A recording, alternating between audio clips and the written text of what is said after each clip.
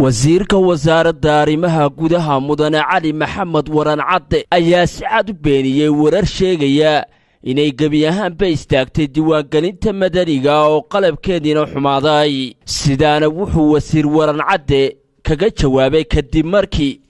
uu maanta dalka dib ugu soo laabtay waxaanu yidhi loogu talagalay haddii waxba ku yimaadaan inay muxuu ahaayey lagu bedelo ama ay halkooda galaan marka mana filayo qalab fadhiisanaya inuu jiro haddii jiraanna maqal qabaan mana maqal adanba igu horeeya waxaan minay dacaayadii tahay warbaahinta hirgashay waana soconaysaa dhawaan bishan aakhirkeeda waxaan soo saari doonaa haddii la magaalada Hargeysa inaan qof aan taysara lahayn u soo horeeyo inaan qof aan taysara lahayn lacag qaadan inaan qof aan taysara lahayn baabuur wadin baabuurta waxaan u sameeyay xero weyn baan marka amrayntii aan soo socday in la deero si aan ugu xareeyo baabuurta marka qof waliba intaan wiigan ka dhicin reer Hargeysa sheegaya gobolada kale wali markay gaadho weeye dacaayada hay iska daayaan ha ka gaadhaan intaan muxuu ahaayay aan laga qaban baabuurta ama aan socon kari waa aan gurigiisa gaari kari waayeen nin waliba degdeg ha u qaato waraaqaha waxa loogu talagalay la siinayay imika marka hore waxa waraaqaha horta la ururiyo la sameeynaya dibadna waraaqaha waxa la gelinayaa serverka waxa la wixii isku dayay inay laba goor ay codeeyaan ama ay laba goor shaqeeyaan iyana waxaan u diyaarinay meel lagu xidho hadii la yiraahdo haday bataan iyo haday yaraadaanba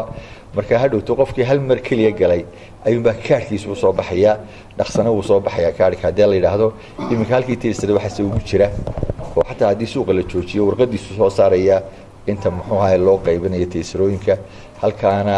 cadawgeed ha jabay cadawgeedu uu jabo maanta meel laga xanta iyana ma taag kasta kale wasiir cali maxamed waran cadde ayaa faahfaahiyay safaru in muddo dalka dibadiisa ugu maqnaa kaasi oo uu carabka ku adkeeyay arrimaha shidaalka waxaanu yidhi sheegay in Soomaaliland dawaan ay ku biirayso haddii eeba idmo dalalka shidaalka leh ee dunida ay horumarka gaadhay ayaan sheegay horumarka iyo shidaalka runtii waxa runtii damcaynay soo taagaan ama dhibaato badan inay ka geystaan cadawgeena oo ay ugu horeyso maamulka Muqdisho ayay iyagana way ka guuleysanay dhawaan waxa la tababaray doonaa haddii la yiraahdo ciidamada ilaalada shidaalka oo ka tirsanaan doona dhammaan Somaliland meel ay degtaba runtii oo aad uga duwan waxyaabaha ay sheegaan dad aan garan waayay cid ay u shaqeeyaan dhawaanahan hadalla aan qiimo badnayn ama runtii laga yaqsado ka sheegay TV-yada iyo meelaha isla markaana dhulka aynu ku noolahay waa dhul Ilaahay barwaaqo iyo nimco dhigay waxa kaliya nala gudban waxa weeye inaynu bisanka u qabanno shaydaankana ka naarno dawladda Somaliland waajibaadkeeda koobaad saaran waxa weeye inay khayraadka ummadeeda iyo dalkeeda iyo dadkeedaba si cadaalad ah oo sinaana iyo horumar aan ugu qaybino